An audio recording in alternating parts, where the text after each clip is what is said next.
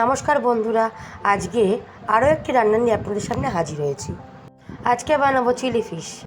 কাতলা মাছের পেটি পিস করে কেটে নিয়েছি, নুন, গোলমরিচ, কর্নফ্লাওয়ার, আদা রসুন বাটা, আর নিয়েছি পেঁয়াজ আর ক্যাপসিকাম।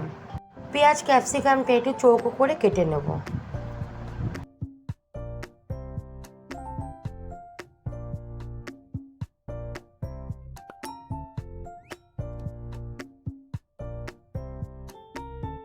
এবার মাছটার মধ্যে কর্নফ্লাওয়ার দেব, আদা বাটা রসুন বাটা দেব, আর নুন গোলমরিচ দেব।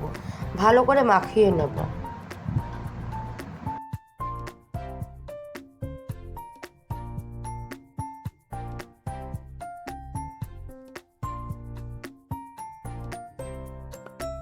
আমার মনে হচ্ছে আর একটু কর্নফ্লাওয়ার লাগবে, আর একটু কর্নফ্লাওয়ারও নিয়ে নেব। নিয়েও ভালো করে মাখিয়ে নেব।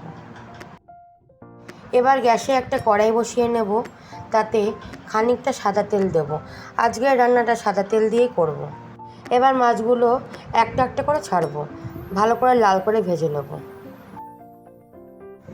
ভাজার পরে ওই তেলেই আমি পেঁয়াজ, ক্যাপসিকাম আর কাঁচা লঙ্কা কুচি ছেড়ে দেব।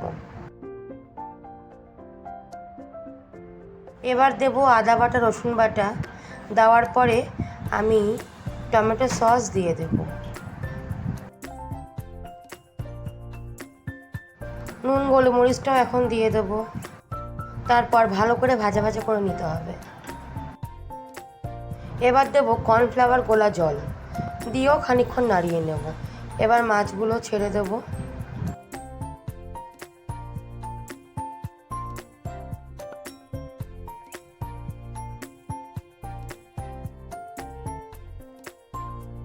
বেশ খানিকক্ষণ নাড়াচাড়া করে এবার দেবো অল্প করে ড্রাই রোস্ট করা তিল।